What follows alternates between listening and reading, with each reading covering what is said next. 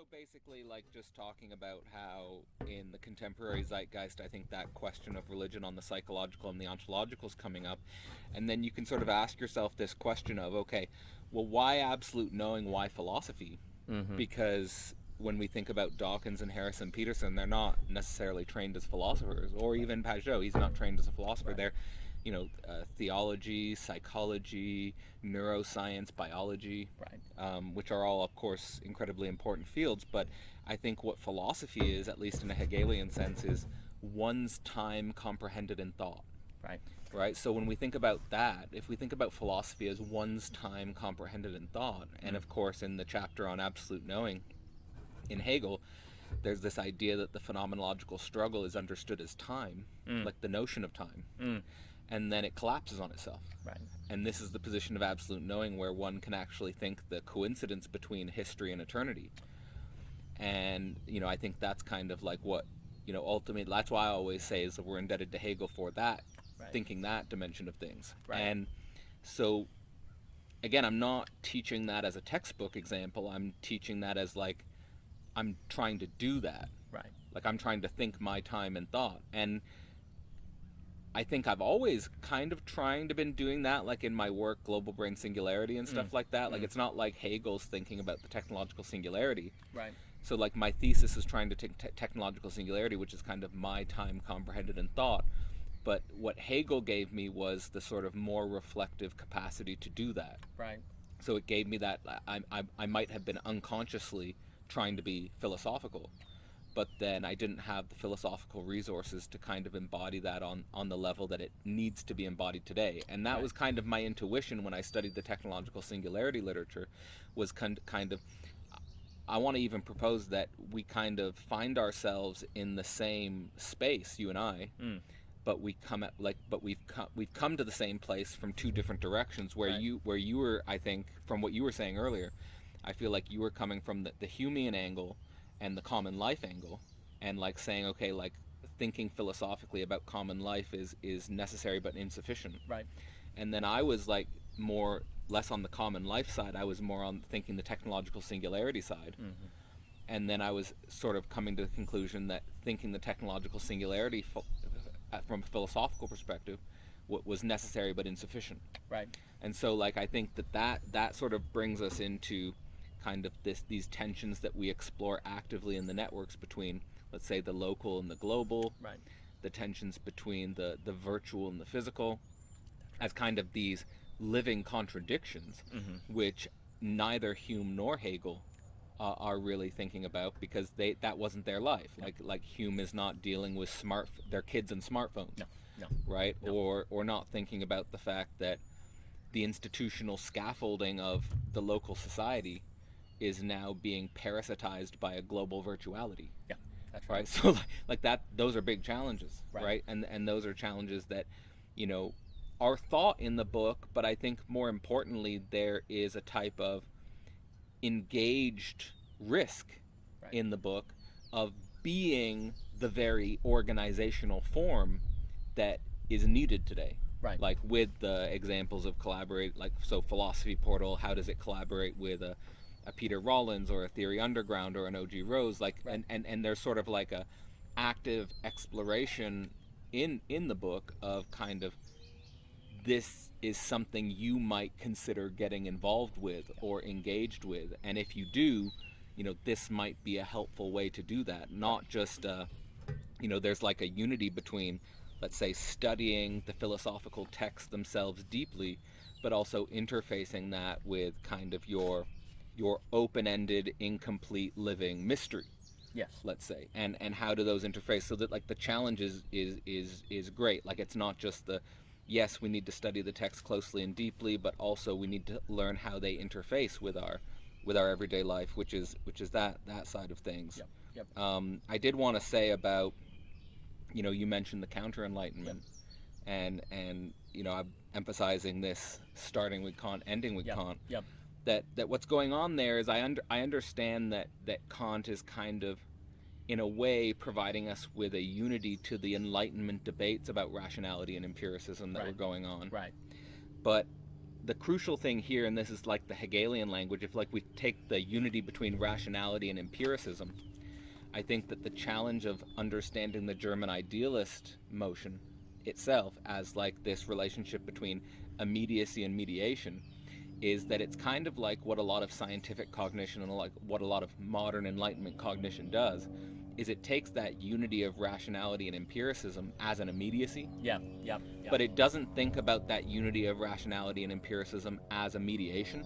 Correct. Yeah. And so when we think about that as a mediation, what we necessarily have to think about is the way in which the liberal, modern, enlightened subject, so to speak, was constantly dealing with issues of madness and war concretely throughout the last 2 centuries. And I think that these issues are no longer ignorable, or we can no longer sweep these under the rug, so to speak. Yeah. I mean, in the colonial project, it was almost like we could sweep these things under the rug, like, oh, that's over there in dark Africa, or that's over there in Southeast Asia, and whereas we're the sort of like normative peaceful order, or so like we're the normative civilized order. I mean, that became a lot less tenable after World War One. Right.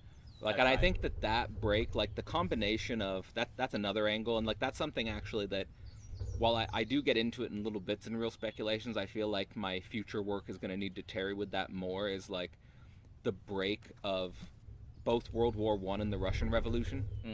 That there's something that happens there where really I would say that concretely in its mediation the rational enlightenment ends. Yeah. In the sense that like those things explode, and like, you know, even like reading someone like Freud on World War One is really good, because he's kind of like wrestling with, you have all these liberal civilized personas who all of a sudden become ecstatic about charging into the fields and killing each other.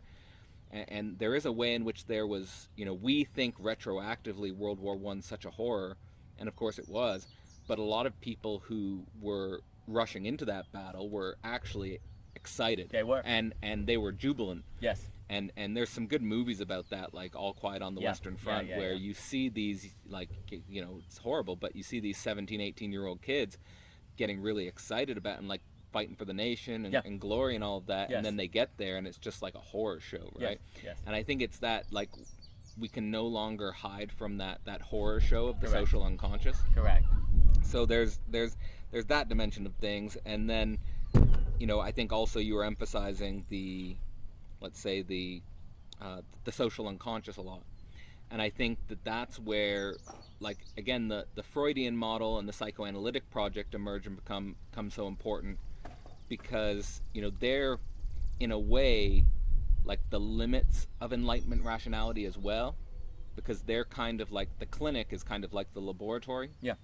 And they're materialists, but the materialism is speech. Yeah. So it's like you take the physics lab, where it's isolating atoms, material, and you have the materialism and rational materialism. And then Freud's like, okay, well, can we do that with the unconscious? Yeah. Can we treat the unconscious as a material that we isolate? And I think that that's where psychoanalysis starts in its immediacy. And then I think what we see, and this is sort of, I think, what the logic of real speculations is going towards, is that, well, that containment just necessarily spills out. And that it spills out in a way that it necessarily brings us to the theopolitical. Right. And then there's a way in which the Peterson move of the myths, that's one way of containment, but it's an inadequate mode of containment. Right. And that it necessarily brings you to the political. And I think that we see that in not only the concrete relations that are in, for example, Peterson's gospel seminar series, where you have a theological diversity, but you don't have a political diversity. No. And you have this sort of imminent tension of the political, which to me in the 20th century is represented by fascism and communism. And this is kind of the limits of the book. So, like, which brings us to the fascism and communism dimension of things. I think that is imminently exploding in our time. And I think actually that will be the next decade. I think the next decade will be the explosion of the political extremism right now it's a hyper-political extremism. So we talked a little bit about that. So hyper-political extremism is a form of extreme political orientation that has no political consequences, in the sense that this extremism is not concretely connected to party politics. Right. It's just like, I'm on Twitter being extreme. Right. But that will become connected to party politics. Yep. And so when that extremism goes from a hyper-political to it's kind of, I don't know what to call it, a new type of political, there we're going to see the extreme explosion of, let's say, fascism and communism, but it will take on characteristics that are unique to our global moment.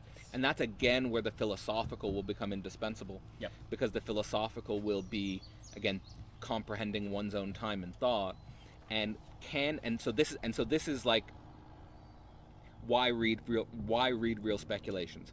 You might be preparing yourself and giving yourself the tools and the resources to think that.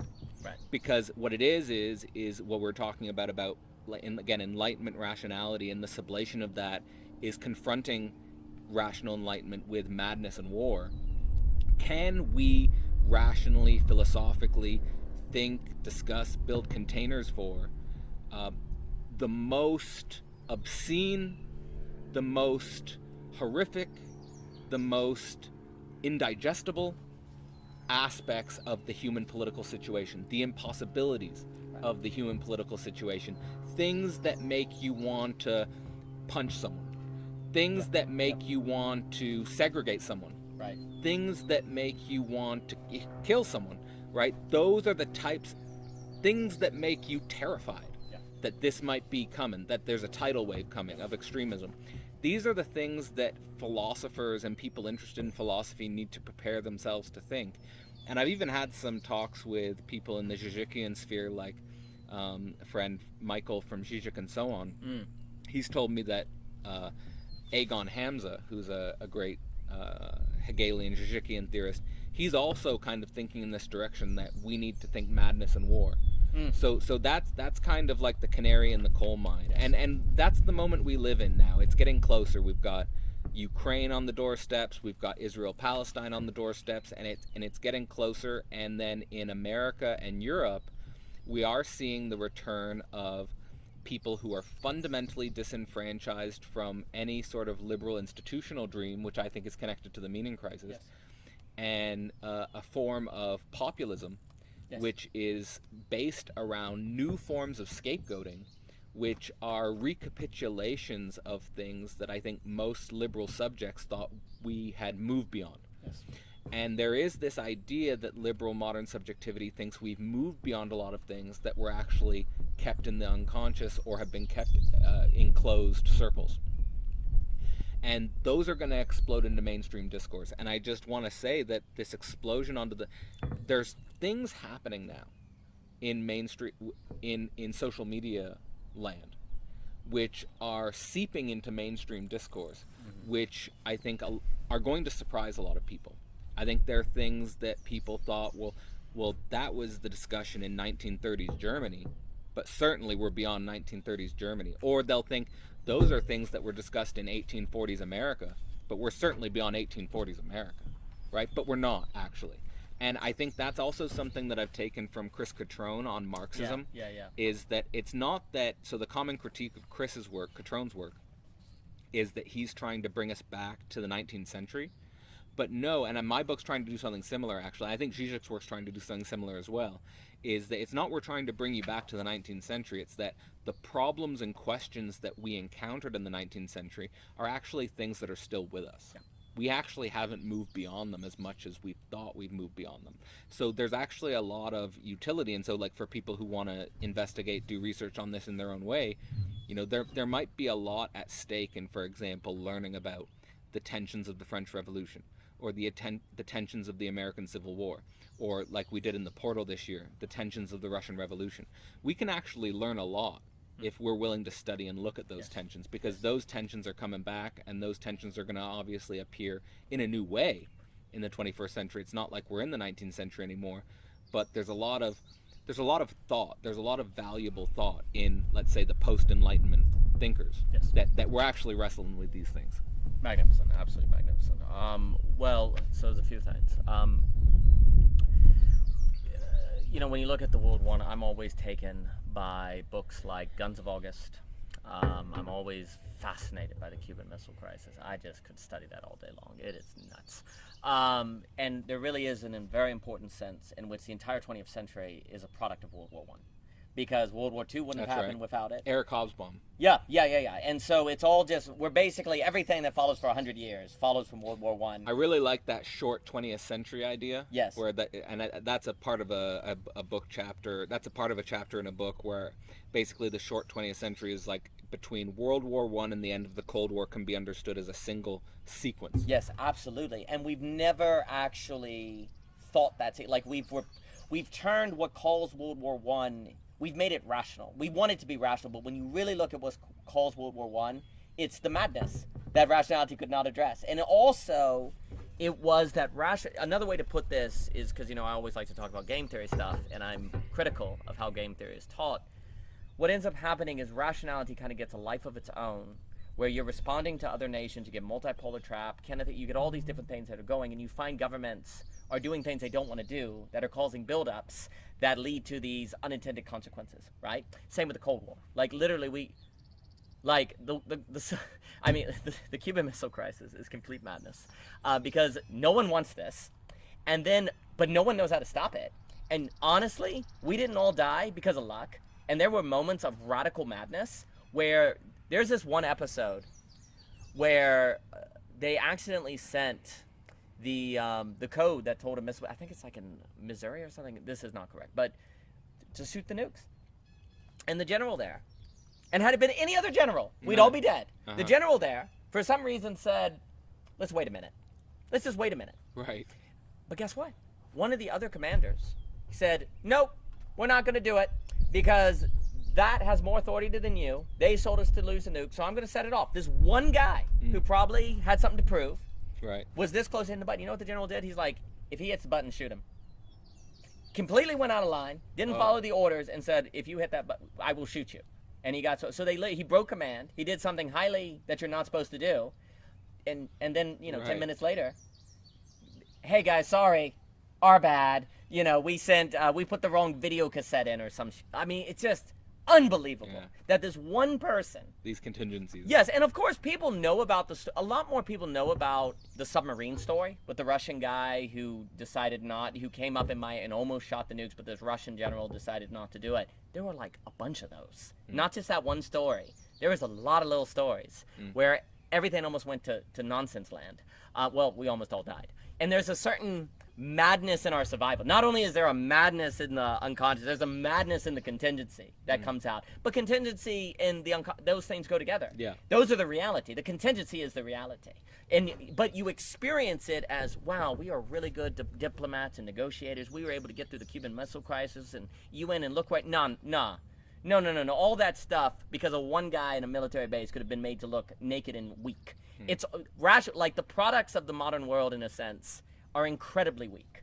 Like you can't stop this one guy with your UN or your law or your human rights, whatever you want to say, your technology. This one person who just decides, no, I'm going to shoot the nukes. He single-handedly can blow it all up. And the only reason it doesn't is because someone does something that goes against the system and says, well, I'm going to shoot you if you do it. Right? Which he was not allowed to do, but he made that decision. He didn't follow orders, right? They talk about, it always blows my mind, apparently the president's launch codes for nukes is basically on a Denny's menu. It just says laminated for you. Open this briefcase, it's like a laminated 1970s, what targets do you want for the nukes? It's kind of funny. I'm sorry. But the idea too is that rationality, because you could say the general in that situation did what was irrational. He didn't follow orders. He pulled out a gun. I would call that the non-rational because it saved the world, but it was not following from the logic of the military procedure, right? The issue is that when you study... It's a good example of there is no big other. There is no lawful code there is no one at the top pulling the strings who knows what they're doing. Absolutely not. Right? There is this and that's kind of like the source of all the conspiracy theory madness and people, basically people thinking that there's a small group of people who have the power to determine the coordination of the entire planet, and it's much more abyssal than that. Oh, absolutely. And you see, one of the things I always think are good for people who have sort of conspiracies of the world being controlled they need to read history. Right. And really zero in. And I'm not saying they don't read it at all, but let me put it this way. I think people who read history that fall into these they don't focus on a particular historic episode. That's what you want to do. Really zoom into something to see the nuts and bolts. And when you look at it, you see it's not the case. Right. Like, it's because the general, where was the big other there? Yeah. No, nowhere. It's, and if in fact the big other had the nukes going off. So, the military, this is the code, this is what we're supposed to do, I'm going to hit this button. The guy's like, nah. But that, you see, the issue is that rationality, autonomous rationality, and this is not an attack on rationality, this is to say autonomous, basically pure anything is the problem. It always has to be dialectical. Pure God, pure negativity, pure rationality, pure, whatever follows is the problem, right? And so it's always got to be dialectical. Like David Hume with philosophy, he has no problem with abstract philosophy. It's when it's undialectically abstract. Same with theology. It's when you're talking... So let me just say very quickly that what you're saying about purity and dialectics and the conspiracy is that another key point, and this is kind of the point of the preface of the book, is that, and this is something I learned retroactively in a way, but so the purity of the dialectics is what makes real speculative cognition possible. Yes. And that's what we need. Yes. So if you don't go from the purity to the dialectics, it's not to just stay and reify the dialectics. Correct. It's to avoid the conspiratorial thinking. Exactly. That's right. And to open up the speculative thinking that we need to actually make a forward progress, a forward momentum, 100%. and not a forward progress and a forward momentum to a utopia, but a forward progress and a forward momentum to deeper contradictions. And I think that's what, for me, reclaims the notion of progress. That progress is, and why now people are saying, a lot of people in the religious sphere are saying modern Enlightenment progress is a myth. Yes. And the problem with that is that they're thinking modern Enlightenment progress is a myth because it's brought us to all these new contradictions. Correct. But that's the progress. Yes. That's correct. Well, I love how you said with Todd McGowan, you're like, the dialectic here is that following Todd McGowan's emancipation after Hegel, there is no emancipation without encountering new contradictions. Yes, exactly. But people associate contradiction with mistake. Yeah. But contradiction is the reality. Like, that is the case. And it's the tarrying with that from which, quote unquote, progress comes, right? But people also associate progress with feeling better, having less complexity, things making sense. Peace and all that. When progress is actually more of the happiness. When progress for me is more handled with, well, I just talk about planning versus preparedness. Like, the more you're prepared for the real or the surprise or the encounter or complexity, and you can have it without it destroying you, that actually is progress. Not this sort of avoiding a problem, but the ability to handle and be prepared for the surprise of the encounter of what comes up and what you get. But then you need the flexibility of thought that philosophy affords in different things like that. And if you don't have that, you can be in trouble. And I think also, well, what also too is, like you're saying, when you say like the pure dialectic speculative per se, to me that's strongly Humean, because it's like the problem, you can't stay in common life, because then it's banality of evil, closed-minded, and someone will come in and manipulate you. But then also, if you leave common life and you stay far away, that's like staying in the dialectic. And he would almost talk about that. You stay in this kind of ascent of philosophy, and then you look down at everyone who's not dialectic. You know, you look back and like, haha, I know that you're backwater, that you think things are simple, but actually I know it's more dialectical. And you actually end up kind of using the dialectic as a kind of power move, or a certain kind of, I'm better than you because I'm able to think dialectically and you are not. And Hume's like, no, you have to re-embed the dialectic, kind of humble it in a return to the common life. You have to situate it in the now, right? So I can sort of interface with that, which is like one way in which you could critique Hegel or one way you could critique the way Hegel's been interpreted is kind of as if his phenomenological structure is linear. Right. So it's like going from, as you could say, let's go from the common life of ordinary consciousness to absolute knowing. Right. But one of the mistakes of that is not only that, this whole process is recapitulated in every individual, but that actually society needs, let's say, absolute knowers to come back to the common life. Yes. So it goes both ways. Exactly. It's actually, so this is why, like, I've often said, this is like, I think about this like a Klein bottle as a non-orientable surface. Yeah. And so that's active in the book in my use of the first part and the second part with Hegel and Nietzsche, because it's and Nietzsche's myths. Yeah. So what I'm trying to get at there is that you can use Hegel. One way to use Hegel, perhaps incorrectly, is to use Hegel as, let's say, the height of liberal bourgeois institutions. Right? So there's a way in which you can say, I'm going to leave common life, I'm going to leave the Humean, and I'm going to go up to the liberal bourgeois institution, and then I'm going to be higher than the common life. And I think one of the things that I've gotten from Thus Spoke Zarathustra, which I think is an interesting historical play on Plato's Cave, is that you've got not only the character of Zarathustra going from common life up to the mountains, but it starts with the person in the mountains coming down. Right, back to the common life. And then what Thus Spoke Zarathustra is, in my interpretation, is an exploration of absolute knowing in common life. Yes, and that's right. and sort of, he doesn't solve that issue, which I think is evident in the conclusion of the book. He doesn't solve it, but he presents to you some of the problems we might want to think through. Absolutely. Right. Absolutely. So from that standpoint, basically going into that's actually where I start to interface with the Belonging Again project in your work, but I'm also interfacing with some of the discussions on the quote-unquote liminal web with the game A, game B tension. Yes. And also interfacing with some collaborators like Carl Hayden Smith's attempt to go beyond transhumanist discourse. Right. I'm also interfacing with some of Layman Pascal's work on Zajic, which is bringing us to the limits of rationality and the esoteric and the liminal. Yes.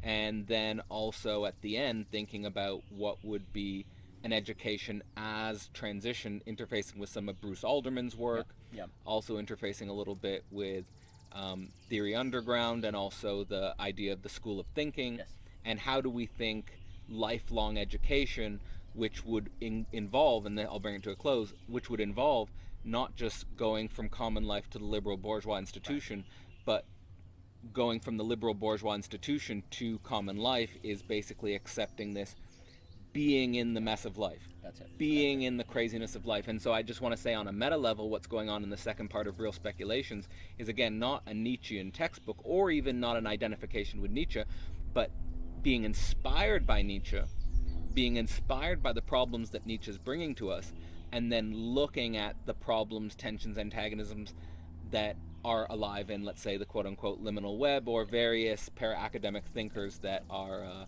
that have come across our work. Absolutely. Well, to me, it's so critical with Zarathustra that he starts enlightened. It's not a book of enlightenment. It's about going down. Exactly. It's about that going down. And that going down, I strongly connect with Hume, because it's this idea of this certain return that then it has to be all. It's not the absolute gets beyond. It's in and with. And actually, the absolute knower can't even be the absolute knower unless it's in, because they're actually not.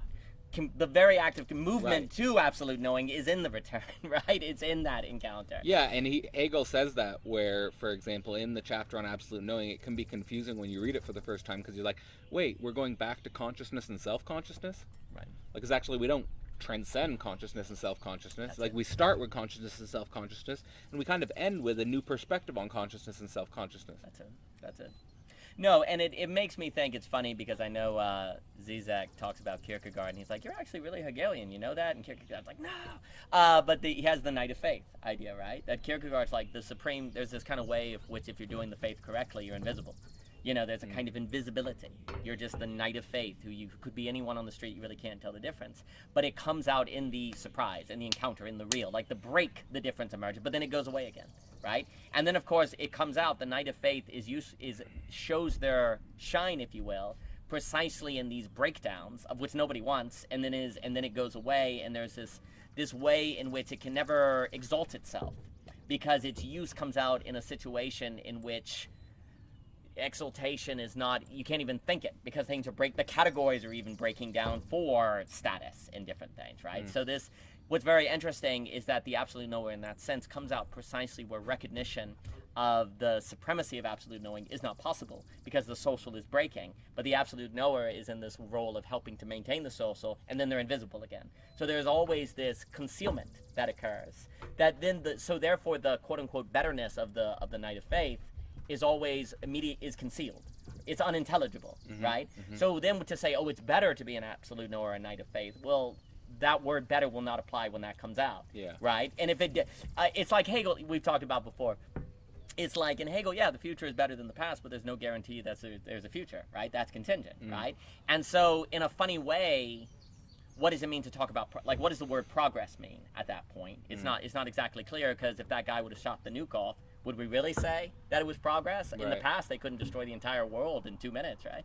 So likewise, the word of what it means better to be an absolute, the category doesn't really fit, right? And that progress brings you to an impossibility in which you might lose progress itself. Exactly. That's exactly right. And so that, thinking that, is where you can start to see that it is not this just linear getting better than everyone else. Exactly. And that's also where I really like the essay. That's so important, because a lot of people, I think, do think of Hegel as a theory of everything, but it's not a theory of everything. Right. And that's really important because of the contingency and the re-embeddedness that is sort of part of it.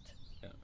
I mean, I think that the phenomenological struggle shows a necessity through working with certain lacks and negativities in each phase, but then the absolute knowing itself is not an eradication of contingency, it's a becoming other in the contingency itself. That's exactly right? And it's not a static identity, it's a becoming other that, again, is maybe itself produced through the capacity to think with those contingencies. Yeah, exactly right. And so then whatever the word better means, quote unquote, or progress, is contingent upon that contingency, and in other contexts it doesn't apply, right? And so to talk about a universal better in all possible circumstances, right? And I guess, and I think postmodernity kind of is a expression of that itself. Yes. Like there is no universal better, and it's kind of like this leveling of the whole modern Enlightenment rationalist telos. I think it is, and then the problem is where there's legitimacy to that. Because it is not bound in anything, though, its critique of a universal better extends to erasing better in general. Exactly. Right? It's kind of like, well, we were talking at the net on the idea of relativism, which there's something about relativism that can be an opening to the other, right? Because it's like, well, that's my view, that's your view, and we're open, right? But the problem is relativism has always struggled to not erase a commonality which we can be relative to.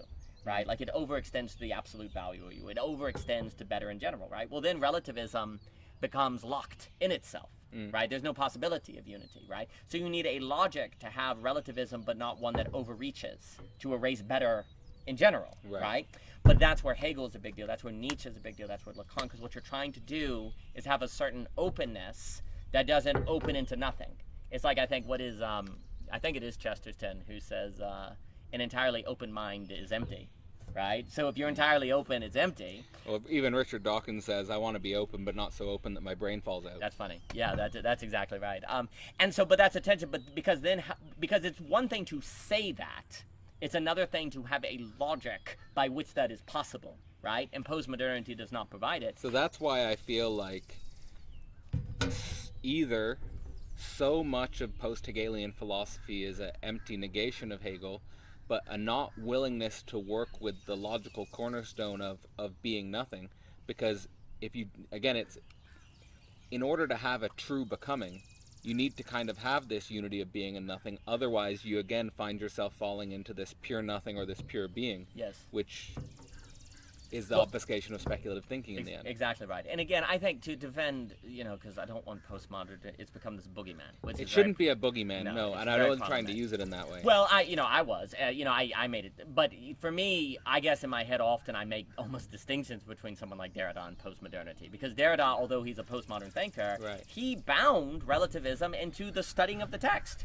Like, that's what's so funny, is people that, like, it's like, well, yes, there's a relativism, but if we're all unified in this deep reading, then that goes a long way. The weird thing is, in the same way that, like, in many ways, Peterson was making a boogeyman of postmodern neo-Marxism and stuff like that, I think that now the funny thing is, downstream of Peterson, we are seeing that the new boogeyman is the Enlightenment itself. Yes. Where rational enlightenment, and that's the funny thing, is like rational enlightenment is kind of this new scapegoat. And so we got to be careful about that, and the distinction between the founders and the followers, the distinction between immediacy and mediation, the importance of thinking that just because something that was immediately good in its mediation ran into problems was wrong to begin with. Yes. That's not the right way to think about it. It's that there's something good that we chose to mediate, and then that brings us to new problems, which then require a whole new foundation of thought to approach those new problems, and that's why every new generation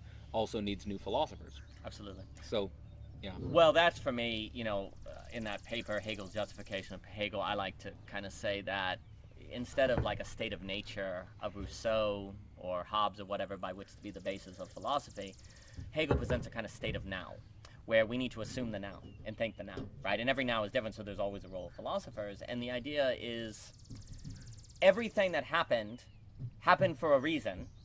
There's reason to think that everything that happened is for a reason, because the mind must think what it thinks is right. And there's no such thing as a bad motivation, as Augustine says. If I intend X, then I must think it's good to do X, right? Even if it's not, but I must think it is. And over enough time and survival and war and like the process will arise to a now that there is more reason to assume than not, right? And so if we went through the Enlightenment, well, there's reason to assume there was a reason. You know, so you start philosophy in the state of now, and everything that occurred happened for a reason, even if it probably had the issue is the Enlightenment had things it couldn't think. Duh, because it wasn't in its now, right? And there never will be something that can completely think everything, because then there wouldn't be history, and we wouldn't be alive, and there would be no subjectivity. That's exactly right. And the issue is, because of our uncomfortableness with the unconscious and madness, what always happens is whatever historic episode occurs, our natural disposition is to overextend it, is to overfit it, right? And because that would bring up an end to thinking. And so that's right. And so what ends up happening is that the mistake, what people are now, in my opinion, when they're talking about the problems of the Enlightenment, which I certainly talk about because a lot of the Humean critique is the idea of an autonomous rationality that can come from the Enlightenment if you are not careful. It's the overfitting of the Enlightenment, which is what you're describing with Richard Dawkins, and where there's this overfitting explicitly. of the that's exactly what it is, right? So it's not and it becomes their own religion. So like, and like Nietzsche even says, like, be careful what monsters you fight, or what because you'll become a monster. And I think that's like the best way for me to like really Iron Man the critique of Richard Dawkins is, I don't know, it's not a new thought, but like it's just that he thinks religion's a relusion or a delusion. Yes. And in many ways, he has his own relusion. Yeah. And so it's that problem of he's become what he fought so hard. And that's also one of the benefits of learning philosophy and dialectics, and I would say Hegel, is that you are able to overcome these cheap oppositions, and you can kind of bootstrap oppositions through the dialectic towards overcoming your own oppositions to what you think is other to you. That's exactly right. And, because basically all we have ever done is overfit something to deal with madness. We've always done. Religion does it. It always covers. Theology covers over the unconscious. Enlightenment covers over the capital covers over the unconscious. Everything. History is a story. The weird thing is that you can actually use madness itself to cover over the problem of madness. Yes, you can. Like there are people who like go into full, like for example, like I think we talked about it a little bit with what was the Pentecostalism. Yes, absolutely. So like for not just Pentecostalism, but you could have in like the spiritual world where you stay in the ayahuasca psychoactive vision. Yes, absolutely. Or you just stay in the tantric polyamorous sexual ecstasy. Yes. Right? So that would be like, okay, that's another trap, is like it's not just rationality as a defense against madness, it's that the overfitting of madness itself can be a way to avoid madness. Absolutely, and I associate that with the cheap Deleuze. Yeah. And I think Deleuze might be an expression of that as well. Absolutely, and so and look, it's a reasonable expression given totalitarianism, massive totalizing projects that have been so problematic, and there is a certain truth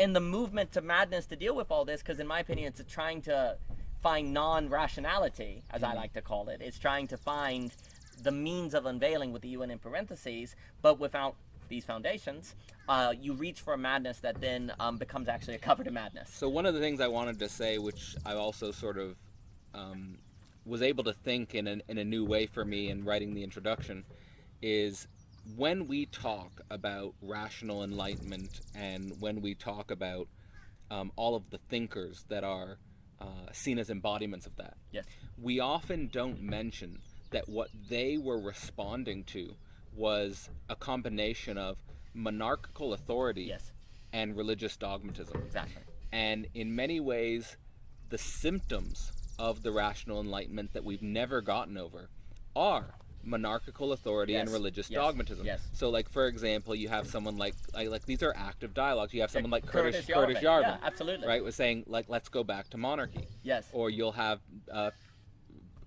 or the orthodox Yeah, moment, absolutely. where let's go back to the original foundations of Christianity, Yes.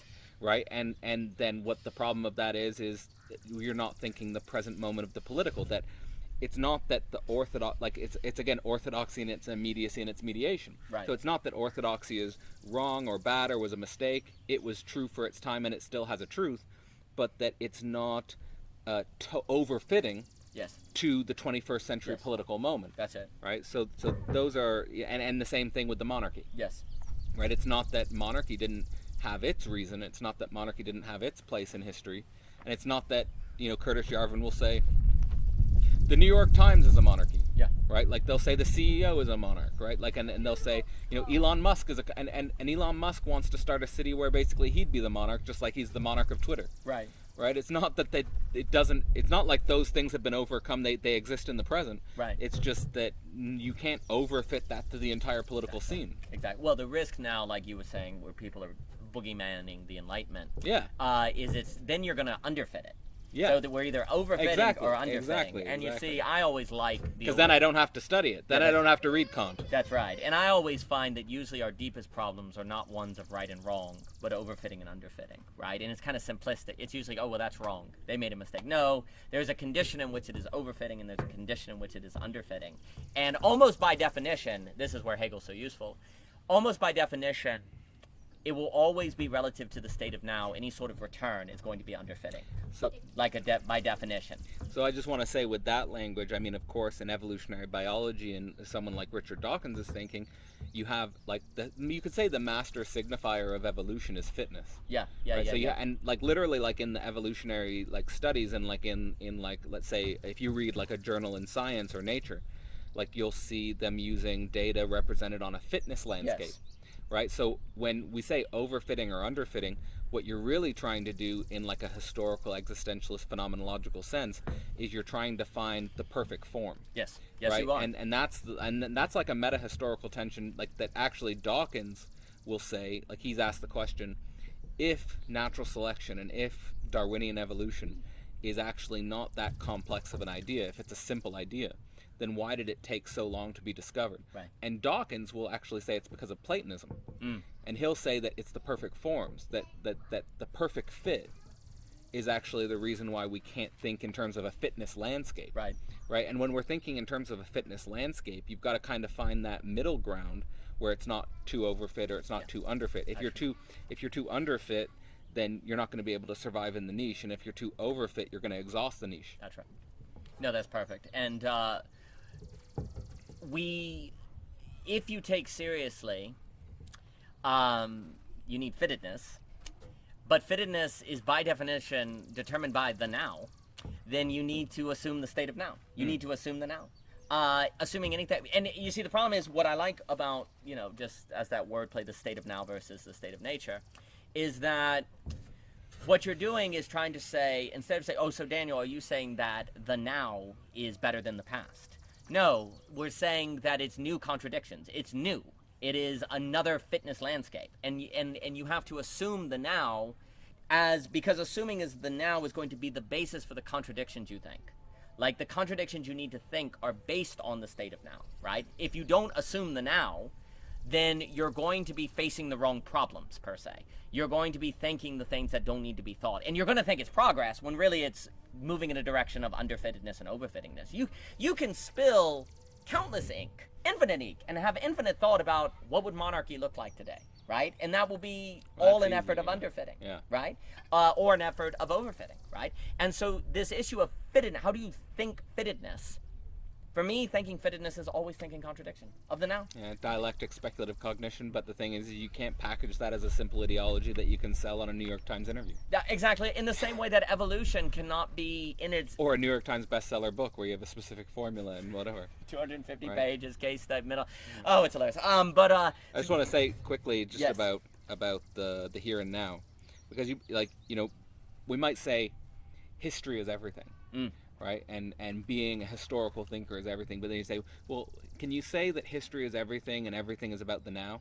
But the weird thing is that Hegel actually brings us to that possibility because the now is kind of like he's thinking it's not like, I think in a scientific materialist sense, we think of like an objective past and an objective future. And these come up in like contemporary debates on physics models of time. Yes. Right? And I think actually that, we've actually had some collaborators in physics who have reached out to us on the grounds that Hegel's helping them think physics problems. Yes, absolutely. Right? But like it's that every now, it's like if you think, I think, for example, in evolutionary biology, it's kind of like the past has primacy. Right? And there are some people trying to think a new type of evolution, a more philosophical, like a Whiteheadian form of evolution, where it's kind of like the future potential takes a primacy. Yes. And I think that what Hegel's trying to do with the now has primacy Yes. is that we're thinking about the past and the future subordinated to the now, that every now contains a past and a future. Yes. And because of that, there's retroactivity. Yes. That the past itself can be different. You can think about the past differently from something that you're discovering now. Yes. Yes. And the future can change from something that's happening now, but willing to think now. And so I think that's what being a historical thinker means. Yes. Is being able to think the now, and then the past and the future are kind of subordinate to, and then what is the now? And Hegel says in the Phenomenology, in the consciousness chapter, that it's a series of heres.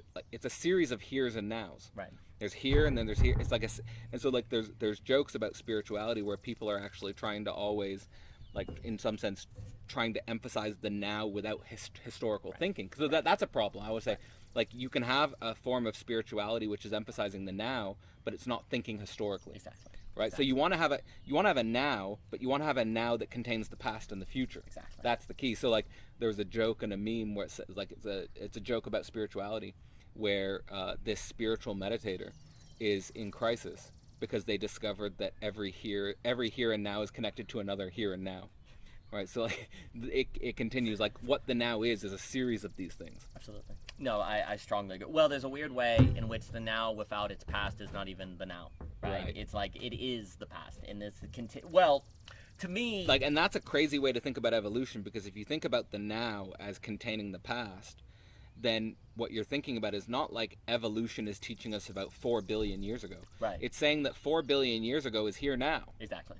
Which is, and then you really think about that, and it becomes like terrifying very quickly. Well, that to me, where Jane Zwiggy on Gestalt, Bergson, Whitehead, there's this kind of idea that the now, and Dr. Robinson talks about it, I do like what he's saying, is that the idea that in Bergson, the now is kind of a hologram. By hologram, it contains all the information of the whole, right? And so if you really know the now, you actually know the past, because it is in the now. You know the past better through the now than going to the past.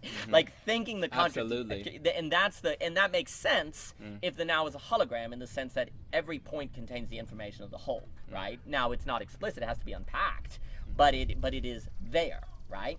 And then of course the way it is unfolding is relative, the future as a certain probability distribution. The kind of probability distribution the future is relative to what is now, according to that distribution, which is relative to how we think the now. That's what's very interesting. The now unfolds relative to how we think about it, because that changes the probability distribution of where it could go. But then that means it's all contained in the future, and that's literally where it's a seed. Yeah, that's right. It's a seed. That's a good metaphor. Yeah, absolutely. And that also is when Zizek is like, we don't want to change it, we want to go back to the past. The key is to interpret the past. Well, that's actually the best way to change the probability distribution of the future, right? Because and fascists and communists are doing that constantly. Yeah, that's so I was just saying the political extremism. If you study, and I think it's really important today to study the forms of the political extremism, because when you study the forms of political extremism, they're now. Yes. But they contain within themselves these radically elaborate theories of the past and the future. Yes, yes. Well, for me, as just a very simple formula, a lot of times I see these political ideologies as a certain to the pastness, where in Hegel it's now/past. Like the past and the now are together. You actually can't go to the past unless it's now. So what you're doing when you go to fascism, because that's an escaping your subjectivity. That's exactly right. And since the past is the now, if you go to the past, you actually don't get either. It's the first that, always with Lewis, you put first things first, you get second things also. You put second things first, you lose both. Yeah. Right? And so the key to the past is actually putting the now first, and then you get the past as well, because you start thinking the past as that which arose, but the way to think the now is to think the contradiction, because the contradiction is the most vivid example of the now, right? Because it is that which clearly cannot be that is most present. It cannot be attributed to a past. So what I wanted to say on something that you brought up and something that I approached through the Christian atheist angle about the now and the past, what I think is important for like saying, okay, it's not just we're trying to overcome the religious moment, but trying to be in the religious moment as well, is that for me, and again, you've already expressed this, but like let's take Christ as the past. Right. Let's take Christ as the past and let's take Christ as now. Right. And what do we mean by that? Like, to me, it's the difference between creating Christ as an image or an icon that is in some sense becoming a fetish, right, versus the subjective destitution itself, that correct. What Christ is pointing towards, like I say, like the finger in the moon, like what Christ is pointing towards is the subjective destitution, correct. And so nobody of course wants to hear that, correct, right? So it's much better to hear, oh well, I've got a picture of Christ on my door or whatever, right, but I'm actually not willing. I'm actually using that image to avoid the subjective destitution, absolutely. Which it's pointing towards. Absolutely. Well, that's the cheap and the costly, yeah. Right? Like we have a kind of, our past is cheap. It's not costly, right? And it's